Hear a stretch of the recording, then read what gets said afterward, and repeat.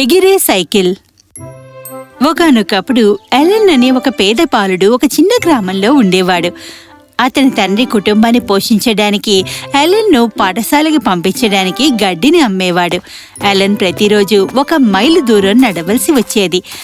అతని మిత్రులందరి వద్ద సైకిళ్లు ఉన్నాయి. వారు ఎలెన్ను ఎగతాళి చేస్తుండేవారు. హే యాలన్, నీకు కాళ్ళు నువ్వట్లేదా? ఎక్కువగా నడుస్తున్నావు. అతను మ్యారథాన్ కోసం ప్రాక్టీస్ చేస్తున్నట్టున్నాడు. మనం తనని 2 కాళ్ళు అని పిలవచ్చు, బైక్ లేదు కదా. నడుచుకుంటూ వెళ్తున్నాడు, 2 కాళ్ళపై నడుచుకుంటూ వెళ్తున్నాడు. బైక్ లేదు, 2 కాళ్ళపై నడుచుకుంటూ వెళ్తున్నాడు. చూడు. ఇలా ఎగతాళి చేయడం వల్ల ఎలెన్ నిజంగా బాధపడ్డాడు. కాబట్టి అతని తల్లిదండ్రుల వద్దకు వెళ్లి డిమాండ్ చేశాడు. నా స్నేహితులందరూ స్కూల్కి సైకిల్ మీద వెళ్తున్నారు, నాకు కూడా సొంత సైకిల్ కావాలి.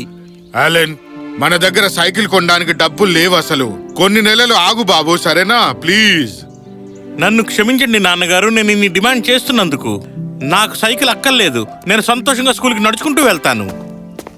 ఆ రాత్రి ఎలెన్ నిద్రలో ఉన్నప్పుడు అతని తల్లిదండ్రులు నిర్ణయం తీసుకున్నారు. అలన్ను ఈ ఊళ్ళో సైకిల్ లేని వాళ్లలో ఒక పిల్లాడుగా అయిపోయాడు. పాపం పిల్లాడు, ఎలా ఏడిపిస్తున్నారో వాడిని. మన కొడుకు ఎంత బాగా అర్థం చేసుకున్నాడో చూడు. నేనొకసారి సైకిల్ కొనలేమని చెప్పాక కాళ్ళతోటి నడుచుకుంటూ వెళ్ళడానికి సిద్ధంగా ఉన్నాడు. నేనెలాగైనా బైసైకిల్ తెచ్చివ్వాలి, అదెలాగైనా సరే. దీన్ని తీసుకుని వెళ్లి అమ్మి తీసుకుని రండి. మరియా, ఈ హారం వల్ల ఉపయోగం ఏమిటి? అలెన్ మరియు మీకోసం సైకిల్ చాలా ఉపయోగకరంగా ఉంటుంది కదా. కాబట్టి అలెన్ తండ్రి హారాన్ని అమ్మి అలెన్ కోసం పాత సైకిల్ కొన్నాడు. అలెన్ చాలా సంతోషించాడు. ఇప్పుడు అతను ప్రతిరోజు పాఠశాలకు వెళ్లేవాడు. ఒకరోజు అతను తిరిగి వస్తుండగా పాత సైకిల్ గొలుసు విరిగిపోయింది. అలెన్ దాన్ని తిరిగి పెట్టడానికి ప్రయత్నిస్తూ ఉండగా హఠాత్తుగా సమీపంలో ఉన్న సరస్సు నుండి శబ్దం వచ్చింది. కాపాడండి, కాపాడండి! సరస్సులో ఎవరో మునిగిపోతుండడం అలెన్ చూశాడు. అతను సరస్సు వైపు పరిగెత్తి ఆ మనిషిని రక్షించడానికి నీళ్లలోకి దూకేశాడు. ఓ, థ్యాంక్ యూ సో మచ్ బాబు, నువ్వు నా ప్రాణాన్ని కాపాడావు. నేను చేసింది ఎవరైనా నా స్థానంలో ఉంటే చేస్తారు. దీనికోసం నాకు థ్యాంక్స్ చెప్పక్కర్లేదు. నేను నీ కోసం ఏమైనా చెయ్యగలనా? ప్లీజ్ చెప్పు నాకు. ఇప్పుడైతే నా సైకిల్ చైన్ తెగిపోయింది. ఓ, అలాగా? అయితే నీకు ఒక కొత్త బైక్ కావాలా ఎగిరేది? నీకోసం ఆ బైక్ ని ఎగిరేలా చేస్తాను. ఇప్పుడు నీ బైక్ ఎలా గాల్లో ఎగురుతుందో నువ్వే చూడు. విజర్డ్ బైక్ ని నొక్కాడు. అకస్మాత్తుగా అది రెక్కలు ఉన్న సరికొత్త మెరిసేదిగా మారిపోయింది. మాంత్రికుడు అలెన్ను హెచ్చరించాడు. నువ్వు ఎప్పటి వరకైతే ఇలాగే అందరికి సహాయం చేస్తూ ఉంటావో ఈ బైక్ అలానే నీకు సహాయం చేస్తూ ఉంటుంది. కానీ నువ్వు ఎప్పుడైతే మారిపోతావో అప్పుడు ఈ బైసైకిల్ కూడా మళ్ళీ నీ పాత బైసైకిల్ లాగానే పాతగా మారిపోతుంది, సరేనా? అలెన్ సంతోషంగా బైక్ ను ఇంటికి తీసుకుని వెళ్లి తల్లిదండ్రులకు జరిగిందంతా చెప్పాడు. ఇప్పుడు మిగతా పిల్లలందరూ రోడ్డుపై ప్రయాణిస్తూ ఉంటే అలెన్ ప్రతిరోజు పాఠశాలకు ఆకాశంలో వెళ్లేవాడు. చూడు, యాలన్ గాల్లో ఎగురుతున్నాడు. నేను కూడా అలానే ఎగిరితే బాగుండేదేమో కదా. యాలన్ చాలా అదృష్టవంతుడు కదా.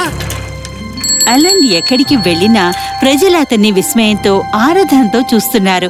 వెంటనే అలెన్ చాలా ప్రత్యేకమైన అనుభూతిని పొందడం ప్రారంభించాడు. అతను ఎగిరే బైక్ కలిగి ఉన్నందుకు అసభ్యంగా, అహంకారంగా మారిపోయాడు.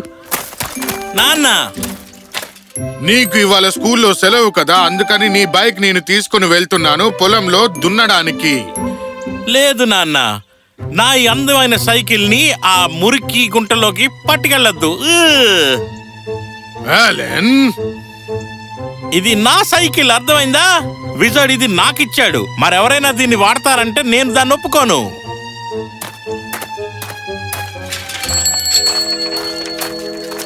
హే బెన్, ఏంటి విషయం? మరి నీ దగ్గర సైకిల్ లేదా? చూడు, నా దగ్గర ఎగిరేది ఉంది. ఆ విజర్డ్ ఎంత సంతోషించాడంటే తను నాకు దీన్ని థ్యాంక్ యూ గిఫ్ట్ కింద ఇచ్చేశాడు. అలెన్ ఈ నీచమైన మాటలు చెప్పిన వెంటనే సైకిల్ రెక్కలు కాస్త పోయాయి. మళ్ళీ పాతదానిలా మారి నేల మీద పడింది. మిగతా పిల్లలందరూ దాన్ని చూసి నవ్వడం ప్రారంభించారు. బెన్ వచ్చి సహాయం చేశాడు. నువ్వు బాగానే ఉన్నావా? విజర్డ్ నాతో చెప్పాడు.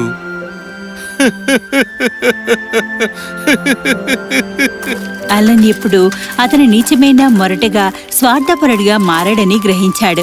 అందుకే అతని బైక్ మళ్ళీ పాతదిగా మారిపోయింది. అతను దీనికే అర్హుడు. అతని ఇంటికి వెళ్లి బైక్ రిపేర్ చేసిన తన తండ్రికి చెప్పాడు. అలెన్, నన్ను మీరు క్షమించండి నాన్న.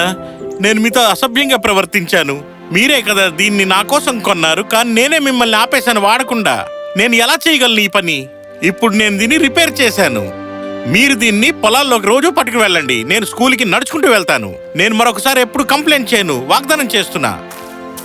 కాబట్టి ఆ రోజు నుండి అలెన్ మళ్ళీ పాఠశాలకు నడుచుకుంటూ వెళ్ళేవాడు. అతను మరియు బెన్ మంచి స్నేహితులయ్యారు. అప్పుడు చాలా నెలల తర్వాత ఒకరోజు అలెన్ మరొక సైకిల్ని కొనుక్కున్నాడు. మాంత్రికుడు అతని తలుపు వద్దకు ఇచ్చినట్టుగానే అలెన్ తన తండ్రిని తొక్కడానికి అనుమతించాడు. అతను పాత దానిపై పాఠశాలకు వెళ్లడం ప్రారంభించాడు. కానీ ఈసారి అతను ప్రతిరోజు బెన్ని తనతో పాటు తీసుకెళ్లేవాడు. మన దగ్గర ఉన్న విషయాల్ని ఇతరుల కన్నా మెరుగ్గా ఉండగలవు, కాబట్టి మనకు మొరటుగా ఉండే హక్కు లేదు అని తెలుసుకున్నాడు.